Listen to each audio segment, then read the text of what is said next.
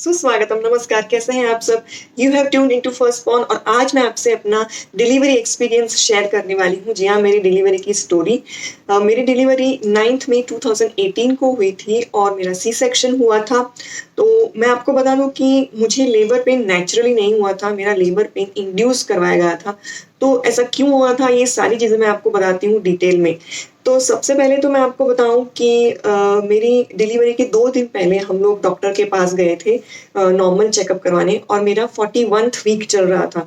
Normally 38 week के बाद अगर डिलीवरी हो जाती है तो अच्छी बात होती है। अगर वीक्स बढ़ जाते हैं तो भी कोई प्रॉब्लम नहीं है। लेकिन जैसे-जैसे वीक बढ़ते हैं वैसे बच्चे का ग्रोथ भी अंदर बढ़ता जाता है। कई बार बच्चे का वज़न भी बहुत बढ़ जाता है जिसकी वज़ह से नॉर्मल डिलीवरी के चांसेस कम हो जाते हैं और भी कॉम्प्लिकेशंस हो सकते हैं। तो मेरे 38 वीक तो हो गए, उसके ऊपर मतलब 2 वीक चले गए और फिर 41th वीक चल रहा था, उसका कुछ दूसरा दिन था या ऐसा कुछ था जब हम दिखाने गए थे डॉक्टर को 7th मई को। तब उन्होंने मुझे बोला कि देखिए बच्चे का जो वेट है वो प्रॉपर तरीके से बढ़ रहा है, लेकिन जितने ज़्यादा हफ्ते जाएँगे उतना ही वेट ज़्यादा बढ़ेगा, तो फिर आपको आगे हो सकता है कि परेशानी हो। फर्स्ट बॉर्न फैमिली में जुड़ जाइए सब्सक्राइब बटन पर क्लिक करके और बेल आइकन प्रेस करना मत भूलिएगा अगली वीडियोस के नोटिफिकेशन के लिए। मेरी ड्यू डेट 9th मई 2018 को ही थी। तो डॉक्टर्स ने बोला कि अगर आपको उसी दिन डिलीवरी करवानी है, तो आप अगले दिन एडमिट हो जाइएगा या फिर किसी और दिन आपको आगे वाले दिनों में करवानी है तो भी 1 दिन पहले आपको एडमिट होना पड़ेगा। तो वी वर लाइक एकदम से तो हम ऐसे नहीं बोल सकते कि हाँ, चलो डिलीवरी के लिए हम लोग एडमिट हो जाते हैं क्योंकि थोड़ा सोचना तो पड़ेगा। तो फिर हम लोग घर पे गए, मैं मेरे हस्बैंड, मेरी सास, मेरे मम्मी-पापा सबने साथ में बैठ के फिर ये थोड़ी डिस्कशन करके डिसाइड किया कि ठीक है, हम लोग 9th मई को ही डिलीवरी हो जाए ऐसा करेंगे, तो इसीलिए 8th को रात को हमें एडमिट होना पड़ेगा हॉस्पिटल में। सो मीनवाइल मैंने डॉक्टर को हॉस्पिटल में फ़ोन करके फिर बताया कि यस डॉक्टर, हम 9th को ही डिलीवरी करवाना चाहते हैं, तो 8 को हम रात को एडमिट हो जाएँगे। तो रात को कुछ 10 साढ़े 10 बजे के आस-पास एडमिट होना था। और दूसरा एक दिमाग में हमारे ये भी था कि शिवन्या के गले में अम्बिलिकल कॉर्ड के 2 राउंड्स ऑलरेडी थे। तो मेरा जब 9th मंथ बैठा था तब लगभग 4-5 दिन के बाद एक दिन ऐसा हुआ कि शिवन्या ने मूवमेंट नहीं की पेट में। तो कुछ दोपहर को 1 बजे के आस-पास से शाम के 6 बजे के आस-पास तक उसकी कोई मूवमेंट ही मुझे नहीं महसूस हुई, तो इसलिए मुझे टेंशन हो गया। फिर मैंने मेरे हस्बैंड को बुलाया, मेरे मम्मी-पापा को पहले बताया, फिर मेरे हस्बैंड को बुलाया कि आप जल्दी से आ जाइए और हम डॉक्टर को दिखाने जाते हैं। तो फिर डॉक्टर को दिखाने गए और वहाँ पे पहले तो उन्होंने बोला कि हो सकता है कि बेबी सो गया हो, इसकी वज़ह से मूवमेंट नहीं आ रही थी। लेकिन फिर डॉक्टर वग़ैरह जो करना होता है वो सारे टेस्ट किए और उसमें ऐसा दिखा कि उसके गले के आस-पास अम्बिलिकल कॉर्ड के 2 राउंड हैं। तो डॉक्टर ने मुझे ऐसा नहीं बोला कि आपको सी सेक्शन करना ही पड़ेगा, लेकिन उन्होंने बोला कि देखिए हो सकता है कि ये जो कॉर्ड के 2 आटे लगे हुए हैं, बच्चा अंदर खेलता रहता है तो खेल-खेल में गले के आस-पास आ भी जाते हैं और निकल भी जाते हैं। तो ऐसा नहीं है कि इसकी वज़ह से आपको सी सेक्शन ही करना पड़ेगा। हाँ, लेकिन अगर बेबी की मूवमेंट में कोई प्रॉब्लम होता है, अगर ज़्यादा देर तक बेबी की मूवमेंट नहीं महसूस होती है, तो फिर कुछ सोचना पड़ेगा। तो जब हम डॉक्टर को ये रिपोर्ट दिखाने गए, डॉक्टर किसी और जगह पे करवाना था, तो हमारे गायनेकोलॉजिस्ट के पास गए तो उन्होंने हमको ये बोला कि आप कल फिर से आइएगा और तब तक बेबी की मूवमेंट आप सभी ऑब्ज़र्व करिए कि कितने टाइम के बाद बेबी की मूवमेंट हो रही है और कितनी हो रही है। तो मुझे याद है अभी भी मैंने वो लिख के रखा हुआ है कि शिवन्या की उस दिन कितनी मूवमेंट्स हुई थी। हर घंटे में या 2 घंटे में जितना भी होता था मैं लिख के रखती थी कि 10 बार मूवमेंट हुई कि 12 बार हुई ऐसा। फिर दूसरे दिन जब हम डॉक्टर के पास गए और मैंने उनको वो पेपर ही दे दिया तो शी वाज़ लाइक, अरे आपने तो पूरा ऐसे लिख के दे दिया। मैंने बोला हाँ, अभी आपको दिखाना था तो फिर डॉक्टर ने बोला बेबी की तो मूवमेंट्स बहुत ही अच्छी है, कोई प्रॉब्लम नहीं है, इसका मतलब कि आपको कोई इमरजेंसी सी सेक्शन नहीं करना पड़ेगा फिलहाल। तो हम लोग राह देखते हैं, वैसे भी आपका 9 मंथ बैठा है, तो 9 मंथ पूरा हो जाए फिर हो सकता है कि आपकी नॉर्मल डिलीवरी भी हो जाए, गले से कॉर्ड निकल जाएगा तो वी वर लाइक ओके। तो ये चीज़ हमारे दिमाग में थी कि हो सकता है कि उसकी वजह से उसको कुछ प्रॉब्लम हो सके और कहीं न कहीं उसकी वजह से उसने प्रॉपर पोज़ीशन भी नहीं ली थी क्योंकि 9 मंथ बैठ जाने के बाद कभी 15 दिन या 20 दिन के बाद ऐसा होता है नॉर्मली कि बच्चा पोज़ीशन ले लेता है डिलीवरी से पहले और फिर नॉर्मल डिलीवरी के चांसेस होते हैं। तो शिवन्या ने ऐसे एज़ सच कोई पोज़ीशन ली नहीं थी क्योंकि डॉक्टर ने मुझे कभी परफेक्टली ऐसा बताया नहीं, एग्ज़ैक्टली बताया नहीं कि आपको अभी बेबी है उसने पोज़ीशन ले ली है और अब कभी भी डिलीवरी हो सकती है, ऐसा मुझे कभी नहीं बताया। हाँ, बेबी नीचे आ गया ऐसा मुझे बोलते थे। एंड मुझे कोई प्रॉब्लम भी नहीं था, मैं बहुत ही मतलब हेल्दी मेरी प्रेगनेंसी थी, मैं सब काम करती थी, घूमती थी, फिरती थी। तो ये सब होने की वजह से फिर हमको लगा कि ठीक है, अब तक अगर प्रेगनेंसी मेरी अच्छी रही है, कोई प्रॉब्लम नहीं रहा है, तो वी विश कि आगे भी कोई प्रॉब्लम ना रहे, और इसलिए अगर डॉक्टर सजेस्ट कर रहे हैं कि आप अभी लेबर पेन इंड्यूस करवा दीजिए, तो ठीक है, अब हम करवा देंगे। तो जब मैंने डॉक्टर को बोला कि हम लोग एडमिट होने वाला है, तो उन्होंने मुझे मेरा ब्लड ग्रुप पूछा। तो मैंने बोला ओ नेगेटिव। तो शी वाज लाइक, अरे ओ नेगेटिव है तो आपको एक आध बॉटल ब्लड की पैर में रखनी पड़ेगी, क्योंकि अगर डिलीवरी सी सेक्शन से होती है और अगर ब्लड लॉस होता है तो आपको ब्लड की जरूरत पड़ेगी। और एज की ओ नेगेटिव रेयर होता है, मतलब ओ नेगेटिव अगर आपको पता नहीं है तो मैं बता दूं कि ओ नेगेटिव वाले सबको ब्लड दे सकते हैं, बट ले सकते हैं सिर्फ ओ नेगेटिव का ही, तो इसलिए रेयर होता है, तो कई बार मिलना मुश्किल हो जाता है। तो मुझे ऐसे बोल के रखा कि आप एक बॉटल की अरेंजमेंट पहले से करके रखिए। तो फिर 8 तारीख को रात को एडमिट होना था, और फिर दोपहर को तो हम ब्लड बैंक में गए थे, क्योंकि वहां पे भी मेरा साथ में रहना जरूरी था, जो पर्सन होता है उसका रहना जरूरी होता है। तो इसलिए पहले तो मेरे हस्बैंड ने चेक किया कि कहाँ कहाँ पे मिले ऐसा है, और फाइनली एक बैंक में मिल गया, I think Prathama blood bank में मिल गया था। तो वहां पे हम लोग गए, बुक करवाया, एंड देन फाइनली हमको शांति हुई कि अभी एक बॉटल ब्लड की पैर में है, तो एटलीस्ट हमको कोई टेंशन नहीं रहेगा, और अगर जरूरत पड़ी तो वो लोग ये बॉटल भिजवा देंगे, ऐसा कुछ था।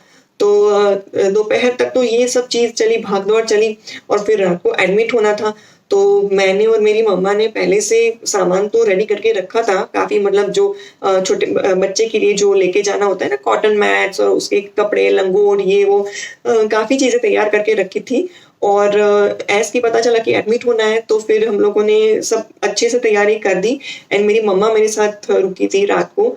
तो हम लोग एडमिट हुए लगभग 10 साढ़े 10 बजे के आसपास रात को। देन जो रूम काफी अच्छा था, टीवी अंदर था, तो थोड़ी देर हमने टीवी भी देखा, लेकिन फिर कितना देखेंगे। फिर हम लोगों ने सोचा कि अभी सो जाते हैं। सुबह 4 बजे नर्स आने वाली थी, जो लेबर पेन इंड्यूस कराने के लिए एक दवाई इंसर्ट करनी होती है वजाइना में, वो करने वाली थी। और फिर वो दवाई इंसर्ट करने के बाद जो है आपको पेन शुरू होता है लगभग 4-5 घंटे के बाद, और फिर धीरे धीरे धीरे बढ़ता है।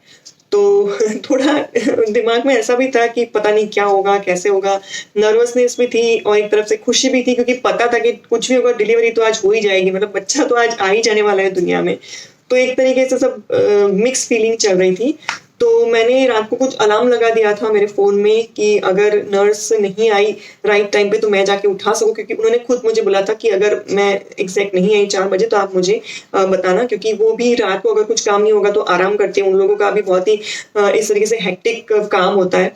सो हो सकता है कि कुछ काम ना हो तो नींद आ जाए। तो मैंने अलार्म लगा दिया, और फिर मैं कुछ उठाने गई भी थी उनको, मुझे याद आ रहा है। फिर वो फटाफट से आ गई, और मुझे वो जो दवाई है वो दे दी, और साथ ही में जो पियर्सिंग करते हैं ना हाथ में, वो सब जो नलियां वगैरह डालने के लिए, फिर बाद में बोटल्स चढ़ाने के लिए, वो भी कर दिया। वो पेनफुल होता है, बट क्या करें, अभी इससे तो ज्यादा पेन होने वाला था आगे। तो वो सब हुआ, फिर हम लोग राह देख रहे थे आराम से। और फिर कुछ ऐसा था कि डॉक्टर ने मुझे बोला कि आप सुबह नाश्ता कर सकते हैं, 7 से 8 बजे के बीच में आप कर दीजिए, ऐसा कुछ बोला था। तो मेरे ससुराल से, क्योंकि मेरी मम्मी मेरे साथ में थी, तो फिर मेरे घर पे कौन खाना बनाता, तो मेरे ससुराल से मेरी मॉम इन लॉ, उन्होंने नाश्ता तैयार करके मेरे हस्बैंड के थ्रू भिजवाया था। तो सुबह वो लेके आए थे, पोहे थे, और चाय के साथ थोड़े पोहे खा लिए थे, और फिर कुछ भी मैं नहीं खा सकती थी। और फिर तो कुछ सुबह 8 साढ़े 8 बजे के आसपास मुझे लेबर पेन होना शुरू हुआ था। वो भी मुझे एग्जैक्ट तो पता चला ही नहीं था कि ये लेबर पेन है या इस टाइम पे लेबर पेन हो रहा है, लेकिन मुझे नर्स ने बताया कि देखो अभी ये मूवमेंट बेबी की हो रही है, तब आपको हल्का महसूस होगा, आप ध्यान से महसूस करिएगा। तो उस टाइम पे मुझे पता चला कि हाँ, थोड़ा थोड़ा महसूस हो रहा है। जब बेबी मूवमेंट करता है, बाहर आने की कोशिश करता है, तब फील होता है कि दर्द हुआ, बट वो बहुत ही हल्का सा था, एकदम कोई तकलीफ ना हो, साधारण साधारण दर्द हो रहा था उस टाइम पे।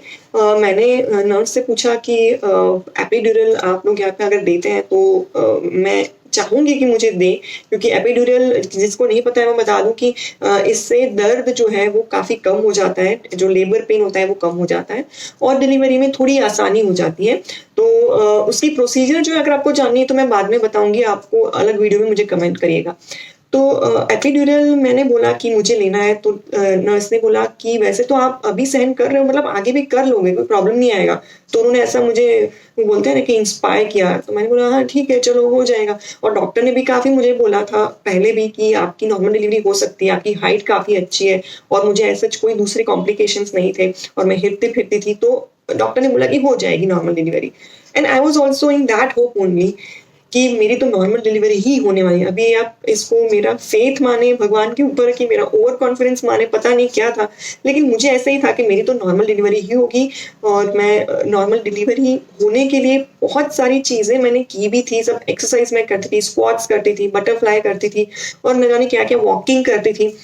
तो ये सब मैंने तैयारी पहले से कर रखी थी, और नॉर्मल डिलीवरी के इतने सारे वीडियोस भी मैंने देख डाले थे कि I was like prepared for normal delivery. लेकिन शायद मेरी एक गलती हुई कि सी सेक्शन के ऊपर मैंने इतना ध्यान नहीं दिया। मैंने पढ़ा था, लेकिन इतना ज़्यादा मैंने उसके बारे में नहीं पढ़ा था कि अगर सी सेक्शन होता है तो फिर आगे क्या क्या ध्यान रखना चाहिए।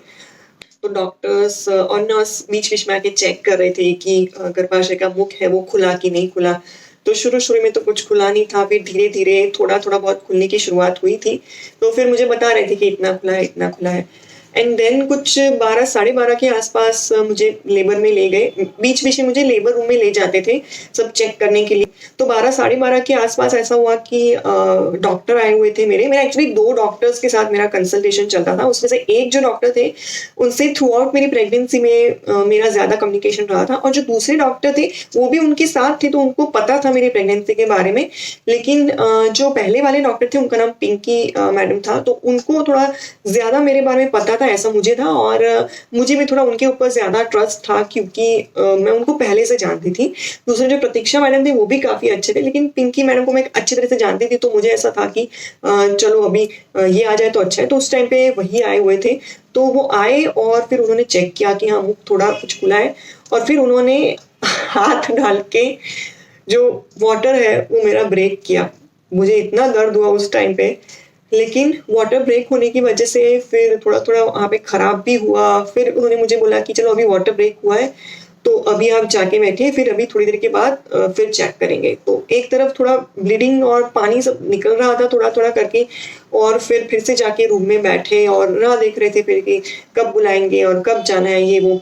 तो फिर उसके बाद भी बीच बीच में 2-3 बार शायद मुझे बुलाया, और फिर जो नर्स है मुझे बता रही थी कि देखिए अभी पेन आ रहा है तो अभी आपको पुश करना है और ऐसे ही करना है। मैं ट्राई भी कर रही थी, और मुझे मतलब पता नहीं कि आगे होगा कि नहीं होगा, लेकिन मैं ट्राई कर रही थी। एक चीज़ में मुझे प्रॉब्लम आ रही थी कि वहाँ का जो बेड था ना वो ऐसे फ्लैट था।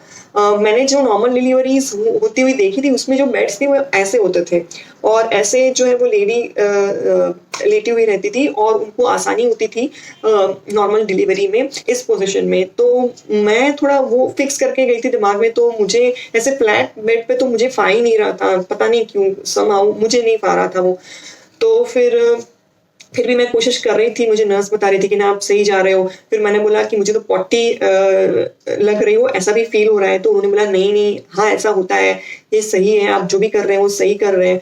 मैंने कहा ठीक है। फिर कुछ हुआ नहीं, और फिर मेरा पेन धीरे धीरे करके इतना ज़्यादा बढ़ रहा था कि मेरी सहन शक्ति के ऊपर जा रहा था। अभी इनिशियली क्या होता था कि पेन जब शुरू होता था तो कुछ शुरू शुरू में 20 मिनट के बाद पेन आया, फिर धीरे धीरे करके वो जो टाइम का जो गैप था वो कम होता जा रहा था। तो एंड में तो मतलब इतना ज़्यादा फ्रीक्वेंटली पेन उठता था कि अभी जैसे कि आया, और अभी तो हम उसको सहन करके बैठे नहीं कि 2 मिनट के अंदर अंदर तो दूसरा पेन आ गया ही हो। तो वो इतना ज़्यादा मतलब उससे आपके दिमाग में जो सारी नसें हैं वो हिल जाती हैं, क्योंकि आप जो पेन वो सहन कर रहे हैं, फिजिकल पेन, और मेंटली भी आप थोड़े प्रेशर में हैं, तो ऐसे टाइम पे ये सब हो जाता है। तो इतना ज़्यादा पेन हो रहा था कि बीच में तो मुझे वॉमिटिंग भी हो रही थी, मतलब पेन की वजह से, और पता नहीं क्या क्या उस टाइम पे फील हो रहा था, बहुत ही वर्स्ट पेन था। तो ये सब करते करते समय गया, और फिर कुछ 3:30 बजे के आसपास मुझे चेक कर रहे थे, और मेरी तो हालत काफ़ी ख़राब हो चुकी थी उस टाइम पे। प्रतीक्षा मैडम आई और उन्होंने फिर से चेक किया, बेबी की हार्ट बीट कंटिन्यूअसली मॉनिटर कर रहे थे, क्योंकि अगर लेबर पेन ज़्यादा होता है और बेबी की हार्ट बीट कम हो जाती है तो ऐसे टाइम पे सी सेक्शन करना पड़ता है। तो कंटिन्यूअसली मॉनिटर कर रहे थे। तो शुरू में तो कोई प्रॉब्लम नहीं था, बट एंड में जब लेबर पेन बहुत ही ज़्यादा बढ़ गया और बेबी बाहर आ नहीं रहा था, ऐसे टाइम पे हार्ट बीट जो है बेबी के कम हो गए थे, कुछ 60 हो गए थे ऐसा डॉक्टर ने बताया। तो उस टाइम पे हम लोग मतलब क्या करें ऐसे कंफ्यूजन में थे। और डॉक्टर ने ऐसा बोला कि देखिए बेबी की हार्ट बीट है वो कम हो रहे हैं, तो हमको शायद सी सेक्शन के लिए जाना पड़ेगा। तो उन्होंने बोला कि जाइए इनके हस्बैंड को बुला के लाइए। तो तुरंत ही जाके मेरे हस्बैंड को बुलाया और डॉक्टर ने ये सब बोला कि ऐसा ऐसा है। तो मेरे हस्बैंड ने तुरंत बोला कि ठीक है, आपको जो ठीक लगे मैडम वो करिए, क्योंकि वो ऐसा टाइम होता है ना कि हम अपने तरफ से कोई डिसीजन ले नहीं सकते। एक तो हमको ये सब पता नहीं होता है क्योंकि हम खुद डॉक्टर हैं नहीं, तो ये सारी चीज़ें हम खुद डिसाइड नहीं कर सकते। और वो मतलब सिचुएशन भी ऐसी होती है, एकदम क्रिटिकल होती है, प्रेशर भी होता है मेंटली घर के सारे लोगों को भी, कि डिसाइड नहीं कर पाते नो। तो मेरे हस्बैंड ने ऐसे ही बोला कि आपको जो ठीक लगता है डॉक्टर वही करिए, हमको आपके ऊपर पूरा भरोसा है। तो उस टाइम पे पिंकी मैडम नहीं थी, प्रतीक्षा मैडम थी। तो पिंकी मैडम कुछ रास्ते में थी, उन्होंने कुछ बुलाया उनको कि अभी आप आ जाइए, अभी इनको ओटी में लेके जाना पड़ेगा। मीनवाइल बाहर तो जो मेरी सास है वो तो रोने ही लगी थी बिल्कुल। उनको ऐसा था कि अभी इसको इतना पेन हो रहा है लेकिन बेचारे को कुछ हो नहीं रहा है। तो होता है ना ऐसे फैमिली में। और मेरी मम्मी कुछ ऐसा बोल रही थी बाहर कि अगर उसको नहीं सहन हो रहा है तो कोई बात नहीं, सी सेक्शन कर दो, सी सेक्शन कर दो, क्योंकि मम्मियाँ हैं वो पेन सहन करते हुए नहीं देख सकती बेटी को। तो कहीं ना कहीं ऐसी चीजें चल रही थी बाहर और मैं तो अनजान थी। ये सब मुझे बाद में बताया था मेरे हस्बैंड ने। ये सब हुआ और फिर मैंने एक्चुअली जब 3 साढ़े 3 बजे के आसपास डॉक्टर आई थी, उससे पहले मैंने फिर से एपिड्यूरल के बारे में पूछा था नर्स से। तो नर्स ने कुछ डॉक्टर को फ़ोन करके बोला सही, लेकिन पता नहीं उन्होंने क्या बोला। मुझे ऐसा लगा कि शायद ये कुछ एपिड्यूरल देने वाले नहीं हैं। तो मैंने फिर उसकी आशा थोड़ी शायद छोड़ दी होगी उस टाइम पे। लेकिन पहले मुझे ऐसा था, डॉक्टर ने बोला हुआ था कि हम एपिड्यूरल यहाँ पे लगा के देते हैं, लेकिन पता नहीं उस टाइम पे क्यों नहीं हुआ क्या। तो फिर इतना पेन बढ़ रहा था, तो लगभग 4 बजे के आसपास मुझे लगता है कि मुझे ओटी में लेके गए होंगे। शिवन्या का बर्थ 4:21 को हुआ था दोपहर को। तो जब मुझे ओटी में लेके गए, ऑलरेडी मेरा इतना पेन से मेरी हालत ख़राब थी, मुझे कुछ समझ में ही नहीं आ रहा था। और मुझे याद है मैं उस टाइम पे इतना ज़्यादा पेन हो रहा था कि मैं डॉक्टर को बोल रही थी कि डॉक्टर आप ही मेरा ऑपरेशन कर दीजिए। फिर मुझसे सहन ही नहीं हो रहा था, क्योंकि एक्चुअली हुआ क्या था कि हार्ट बीट कम होने की वजह से बच्चा बाहर नहीं आ पा रहा था, शिवन्या बाहर नहीं आ पा रही थी। और बाहर वो इसलिए नहीं आ पा रही थी क्योंकि उसके गले के आसपास वो एम्बिलिकल कॉर्ड की 2 लाइंस बनी हुई थी, तो इसकी वजह से वो बाहर नहीं आ पा रही थी। और जब ऐसी सिचुएशन हो जाती है तो बच्चा फेटल डिस्ट्रेस में आ जाता है, मतलब कि बच्चे को एक तरीके से अगर हम बोले सादी भाषा में तो बच्चा प्रेशर में आ जाता है, टेंशन में आ जाता है, और उसकी वजह से उसकी हार्ट बीट कम हो जाती है और हो सकता है कि बच्चे को थोड़ा खतरा हो। तो ऐसी चीज़ हो गई थी मेरे साथ कि वो बाहर आ नहीं पा रही थी, उसका मतलब बाल वगैरह दिख रहे थे, अगर गर्भाशय का मुख है वो काफ़ी खुल चुका था और उसके बाल वगैरह दिख रहे थे, लेकिन वो बाहर नहीं आ पा रही थी। मुझे याद है जब ओटी में मुझे लेके गए तो वहाँ पे भी जब पिंकी मैम आई तो उन्होंने भी ट्राई किया ऑपरेशन थिएटर के अंदर कि ट्राई करो नॉर्मल डिलीवरी का, शायद हो जाएगी, पुश करो, लेकिन कुछ भी नहीं हो रहा था। सो देन शी सेड कि चलो कोई नहीं, अब तो करना ही पड़ेगा, क्योंकि वो भी डॉक्टर से थोड़ा प्रेशर में आ ही जाते हैं ऐसे टाइम पे कि उनको भी, मदर को भी और बच्चे को भी, दोनों को बचाना है। तो ऐसे सारी चीज़ चली। और मीनवाइल ऐसा था कि हम लोगों ने स्टेम सेल प्रिजर्वेशन करवाने के लिए पहले से बुक किया हुआ था। तो हम लोग उसकी जो एक किट आती है हमको दी हुई थी, हम हॉस्पिटल में लेके गए थे। वहाँ से कुछ बाहर रखना था और कुछ फ्रीज़र में रखना था, उसकी जो किट थी। तो जब भी ऐसा लगे कि अभी डिलीवरी होने वाली है, उसके 1 घंटे पहले उसका जो एग्जीक्यूटिव था उसको फ़ोन करके बोलना था कि अभी डिलीवरी होने वाली है, आप किसी को भेजिए, जिनको भी भेजते हैं वो, ताकि वो सैंपल लेके जा सके। तो इसलिए वो चीज़ भी एक तरफ मेरे हस्बैंड ने कर दी कि कॉल करके बता दिया। और जब ओटी में लेके गए तो उसके बाद मुझे सबसे पहले तो इंजेक्शन दिया, जो स्पाइन में इंजेक्शन देते हैं एनेस्थीसिया का। तो ये प्रोसीजर ऐसी रहती है कि वहाँ पे डॉक्टर्स होते हैं, नर्स होती हैं और साथ में एनेस्थीसिया वाले डॉक्टर भी होते हैं जो आपको इंजेक्शन देते हैं। और फिर इंजेक्शन देने के बाद थोड़ी देर वहाँ पे होते हैं, क्योंकि क्या है, इनफैक्ट थोड़ी देर नहीं, मुझे लगता है ऑपरेशन हो जाने के बाद तक, जब तक पेशेंट होश में नहीं आता है तब तक रहते हैं, क्योंकि उनकी जिम्मेदारी होती है। उन्होंने एनेस्थीसिया दिया है तो फिर पेशेंट का क्या मतलब होश में आ रहा है नहीं आ रहा है, तो उनको रहना पड़ता है जब तक ऑपरेशन हो जाता है। तो वो थे और फिर बीच में कुछ स्टेम सेल प्रिजर्वेशन वाले एग्जीक्यूटिव भी आ रहे थे ड्यूरिंग डिलीवरी, जो फिर सैंपल लेके गए थे। बट मैं जो थी उस टाइम पे एकदम मेरा जो सबकॉन्शियस माइंड था वो कहीं ना कहीं चल रहा था, क्योंकि मुझे इतना ज़्यादा पेन हो चुका था कि इंजेक्शन जब मुझे दिया उसके बाद पेन एकदम रिलैक्स हो गया, मतलब एकदम मुझे अच्छा सा फील होने लगा। और नहीं बोलते कि बहुत ज़्यादा पेन हो गया उसके बाद जब आपको पेन कम हो जाए तो कैसे आप एकदम रिलैक्स हो जाते हैं, नींद भी आने लगती है आपको क्योंकि आप थक जाते हो पूरा। तो कहीं न कहीं ऐसा होने लगा था मेरे साथ, तो मैं पूरे होश में नहीं थी, मतलब थोड़ी जाग रही थी, थोड़ी सो रही थी, ऐसा था। बट मुझे पेन से आराम मिल रहा था, तो कहीं न कहीं वो चीज़ मुझे बेटर लग रही थी कि हाँ, चलो अभी पेन नहीं हो रहा है।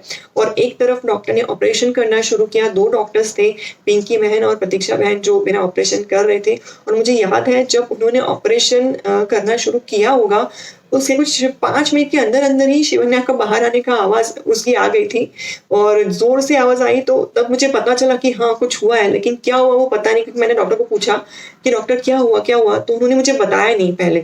उनका कुछ ऐसा होता है कि बेबी को पहले लेके जाएँगे, अच्छी तरीके से चेक करेंगे। उस टाइम पे वो जो पीडियाट्रिशियन है उनको भी बुला देते हैं, तो वो सब चेक कर लेते हैं कि बेबी को कोई प्रॉब्लम तो नहीं है और फिर शायद बताते हैं। तो मुझे पहले नहीं बताया कि क्या है।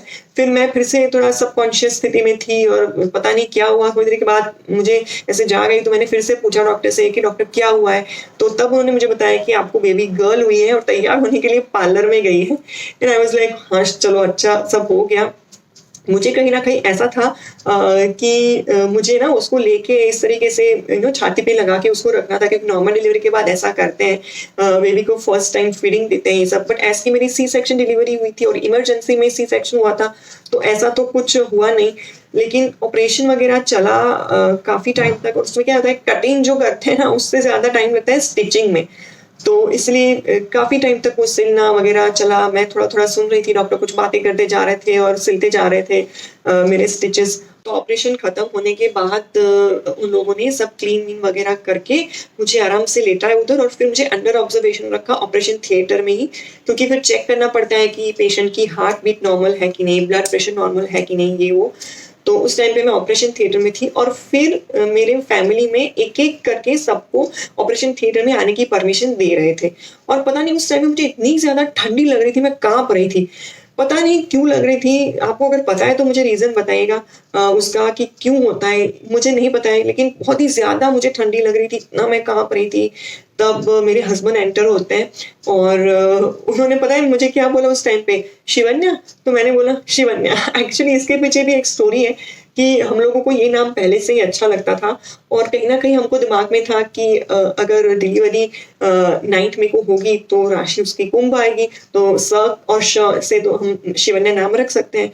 तो ये नाम हमको, मतलब जब मेरी डिलीवरी हुई इसके 3-4 साल पहले से ही पसंद था। तो मैं और मेरे हस्बैंड डिस्कस करते थे कि हम अगर बेटी हुई कभी तो नाम यही रखेंगे, तो मेरे हस्बैंड बोलते थे कि नहीं, अगर राशि आएगी तो ही रखेंगे।